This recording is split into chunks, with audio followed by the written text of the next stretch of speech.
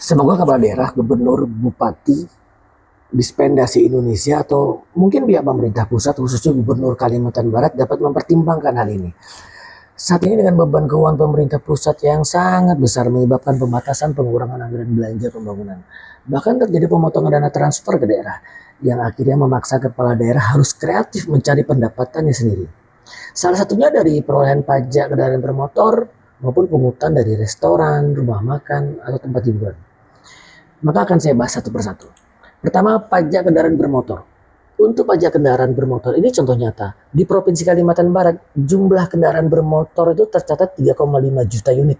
Namun yang membayar pajak itu hanya separuhnya saja, yaitu 1,7 juta unit. Sedih ya? Padahal Pemda sudah menerbitkan kebijakan drive-thru, penghapusan denda, serta diskon pajak. Tapi saya yakin itu tidak berdampak signifikan. Mengapa? Karena masyarakat yang punya niat baik jadi malas karena dianggapnya menyita waktu.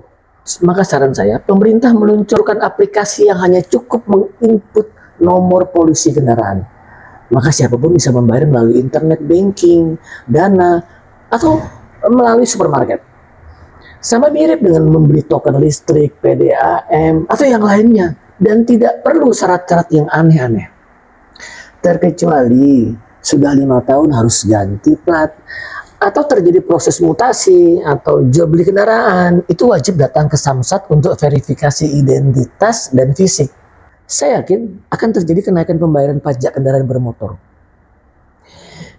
Yang kedua, pajak restoran atau tempat hiburan.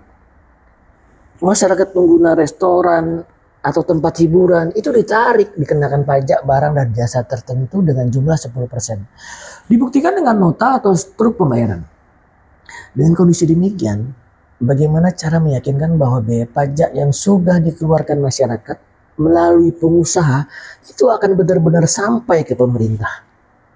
Ini belum lagi masalah moral hazard oknum petugas pajak.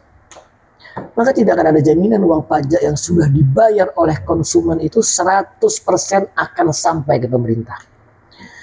Nah, cara yang paling efektif yang tidak akan merugikan pengusaha yaitu pemerintah membuat suatu aplikasi yang sangat sederhana dan mudah bahwa setiap pembayaran pajak yang telah dipungut oleh pengusaha dari masyarakat selaku pengguna barang dan jasa itu diterbitkan struk atau tanda bayar khusus terpisah dari struk atau invoice barang atau jasa.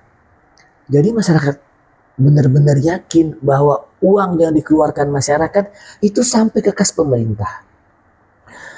Nah, untuk cek cross atau menjamin tanda bukti pembayaran pajak yang diterbitkan oleh pengusaha itu valid, diperlukanlah kebijakan berupa insentif, yaitu contoh, setiap jumlah akumulasi bukti pembayaran pajak dengan nominal tertentu dapat direstitusi atau dikembalikan ke masyarakat tersebut, sehingga meminimalisir penipuan struk. Maka 100% amanah masyarakat akan sampai ke kas pemerintah dan pengusaha tidak dirugikan. Semoga pemerintah khususnya Pemda Kalbar bisa mempertimbangkan saran saya dan menjadi yang pertama meningkatkan pendapatan dari sektor pajak.